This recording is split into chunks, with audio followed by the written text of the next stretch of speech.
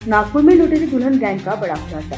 शादी का सपना दिखाकर युवक से लाखों के जेवर और नकदी ठग ली गई, लेकिन आखिरी पल में जो हुआ उसने पूरी साजिश का पर्दाफाश कर दिया। गुजरात के भावनगर निवासी आकाश पारेख शादी की तलाश में नागपुर पहुंचे। यहाँ आरोपियों ने उन्हें एक युवती से मिलवाया और उसी दिन शादी कराने का भरोसा दिया। शादी की रस्मों के नाम पर आकाश से 70,000 रुपए नकद और सोने चांदी के जेवर ले लिए गए। इसके बाद जैसे ही सभी शादी के लिए बर्डी पहुंचे, अचानक युवती का कथित पति वहां पहुंच गया और दावा किया कि नम्रता उसकी पत्नी है। तभी आकाश को समझ आया कि वह लुटेरी दुल्हन गैंग की जाल में फंस चुका है। शिकायत के बाद तहसील पुलिस ने नकली दुल्हन नम्रता मालवीय और मुख्य आरोपी रानी उर्फ कोमल पांडे को गिरफ्तार कर लिया है। पुलिस को शक है कि इस गैंग में और भी सदस्य शामिल हैं और अब पुराने मामलों की भी जांच की जा रही है। सर, आपल्या तहसील पोलीस स्टेशन अंतर्गत एक लुटेरी दुल्हनचा गुन्हा समोर आहे। नेमकं काय माहिती आहे, कोण आहे, कितीला लुटले, गंडा दिली, काय माहिती? पोलीस स्टेशन तहसील येथे अपराध क्रमांक 158/2026 कलम 318(4), 115(2), 352, 35 भारतीय न्याय संहितेनुसार गुन्हा दाखल करण्यात आलेला आहे। यातील जे फिर्यादी आहे आकाश जितेंद्र पारेख, वय 35 वर्षे, राहणार भावनगर, गुजरात, हे यांचं वय 35 झालं, परंतु लग्न कोणाशी होत नसल्याने त्यांनी त्यांच्या मित्रांना याबाबत सांगितलं होतं की मला लग्न करायचं आहे।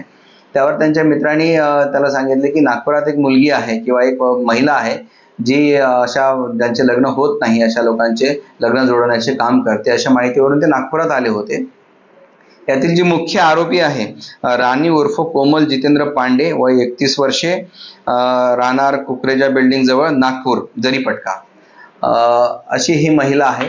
आणि ती महिला मेयो हॉस्पिटल परिसरामध्ये सदर फिर्यादीला भेटली आणि लग्न करून देण्याचं आमिष दाखवलं, परंतु त्या मोबदल्यामध्ये काही पैसे द्यावे लागतील अशी तिने अट पण ठेवली होती।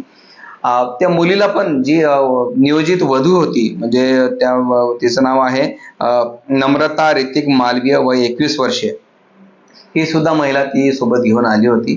परंतु फिर्यादीने असं सांगितलं की मुलीचं घर, तिचे आई वडील हे सगळे आम्हाला बघायचं आहे। त्यावरून सदर दोन्ही महिला आरोपी सदर फिर्यादीला कोराडी येथे घेऊन गेल्या होत्या। कोराडी येथे एका घरी त्यांनी मुली दाखवण्याचा कार्यक्रम केला। त्याच्यानंतर त्यांनी सांगितले की ठीक आहे, मी लग्नासाठी तयार आहे, परंतु तुम्हाला अगोदर पैसे द्यावे लागतील, असं फिर्यादीला सांगून येताना त्यांनी ATM मधून सदर फिर्यादीला 70,000 रुपये काढायला लावले आणि 70,000 रुपये त्यांच्याकडून घेतले आणि नंतर त्यांना सांगितले की बर्डीमध्ये एक विवाह संस्था आहे, तिथे आपण जाऊयात आणि तिथे लग्न लावूयात।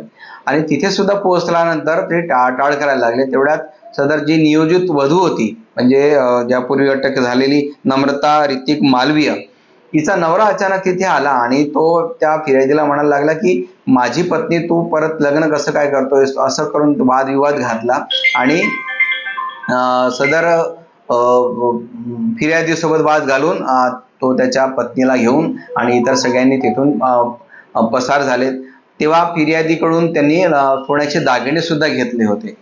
फिर्यादीला नंतर फसवणूक झाल्याचं लक्षात आल्यानंतर फिर्यादी पोलीस स्टेशन तहसील येथे आले होते आणि आम्ही 20 मार्च 2026 ला गुन्हा दाखल केला होता। त्यामध्ये तात्काळ आम्ही नम्रता ऋतिक मालवीय अशा एका महिलेला अटक सुद्धा केली होती। परंतु यातील जी मूळ आरोपी आहे रानी उर्फ कोमल जितेंद्र पांडे, ही आम्हाला वारंवार गुंगारा देत होती, परंतु आमचे जे PSI तपासी अधिकारी आहे PSI महेंद्र वासनिक यांना खात्रीशीर माहिती मिळाली की सदर महिला कुठे येणार आहे। तात्काळ त्यांनी स्टाफसह जाऊन त्या महिलेला ताब्यात घेतला आणि तिला अरेस्ट करून काल माननीय न्यायालयात हजर केला असता माननीय न्यायालयाने 5 दिवसाचा PCR दिलेला आहे। आता या PCR दरम्यान सदर महिलेसोबत अजून कोण कोण पुरुष आणि महिला होते, यांची गँग आहे किंवा काय आहे, याच प्रकारचे गुन्हे यांनी यापूर्वी कुठल्या पोलीस स्टेशन हद्दीमध्ये केलेले आहे किंवा या महिलेवर काय काय गुन्हे दाखल आहेत याची आम्ही सखोल माहिती घेत आहोत। म्हणजे लुटेरी दुल्हन अशा स्वरूपातच हे प्रकरण आहे।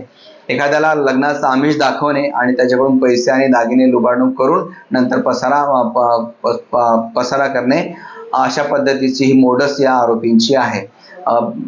या महिला आरोपी आणि इतर पुरुष आरोपीने सुद्धा इतर अजून कुठे गुन्हे दाखल आहेत का यांच्यावर, याची आम्ही माहिती घेत आहोत।